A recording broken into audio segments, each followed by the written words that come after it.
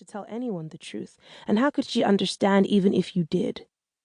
I argued back to myself. She probably lives in a neat brownstone with her lawyer husband, has 2 kids, and a refrigerator covered in cute magnets showing off their artwork. Oh, I added to myself as I climbed into the back of my limo, and one of those vomit-inducing photos of Mom and Dad with the kids, all wearing matching denim shirts that they've blown up huge and hung behind their couch. "Where to, ma'am?" the driver asked me over the intercom. "Home," I barked, before grabbing a bottle of water from the mini-fridge, shutting it fast before I was tempted to explore the alcoholic options. I had the mother of all headaches, which no amount of painkillers had eased, and it was past 5 in the evening. It had been a great party the night before, though, from what I could remember anyway. Maurice, my new best designer friend, had been in town and had dropped by for a few drinks with some of his New York playmates, who had then called others.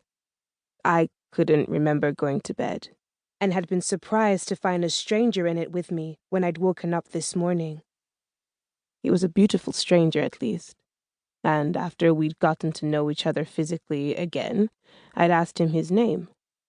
Fernando had been a delivery driver for Walmart in Philly up until a few months back, when one of the fashion buyers had noticed him and told him to call a friend at a New York modeling agency.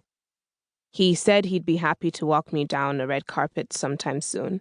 I'd learned the hard way that a shot of me on his arm would send Mr. Walmart's career skyrocketing, so I'd gotten rid of him as soon as I could. So what if you had told Mrs. Dormouse the truth, Electra? So what if you'd admitted that last night you were so off your face with liquor and coke that you could have slept with Santa and you wouldn't have known about it? That the reason you couldn't even begin to think about your father wasn't because of his death, but because you knew how ashamed he'd be of you, how ashamed he'd been of you. At least when Pa Salt had been alive, I'd known he couldn't see what I was doing, but now he was dead, he'd somehow become omnipresent. He could have been in the bedroom with me last night, or even here in the limo right now. I cracked and reached for a mini vodka, then poured it down my throat, trying to forget the look of disappointment on Pa's face the last time I'd seen him before he died. He'd come to New York to visit me, saying he had something to tell me.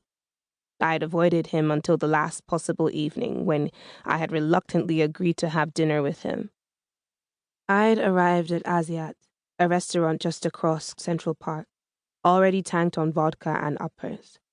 I'd sat numbly opposite him throughout the meal, excusing myself to go to the ladies' room to do a few bumps of coke whenever he tried to start conversations I didn't want to pursue.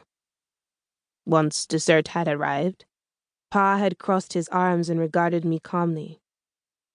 "I'm extremely worried for you, Electra. You seem to be completely absent." "Well, you don't understand the kind of pressure I'm under," I'd snapped at him. "What it takes to be me." To my shame, I only had vague memories of what happened next or what he'd said, but I knew I'd stood up and walked out on him. So now I'd never even know what it was he wanted to tell me. "Why do you give a shit, Electra?" I asked myself as I wiped my mouth and stuck the empty bottle in a pocket. My driver was new, and all I needed was a story in a newspaper saying I'd drunk the minibar dry. He's not even your real father anyway. Besides, there was nothing I could do about it now. Pa was gone, like everyone else I'd loved in my life, and I had to get on with it. I didn't need him. I didn't need anybody. "We're here, ma'am," said the driver through the intercom. "Thanks. I'll jump out," I added, then did so, closing the limo door behind me.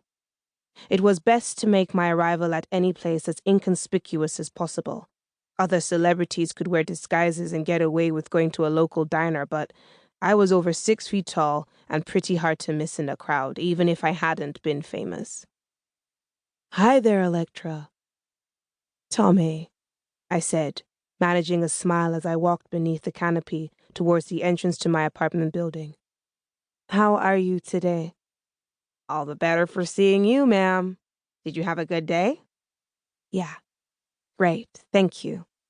I nodded as I looked down, and I mean down, at my number 1 fan.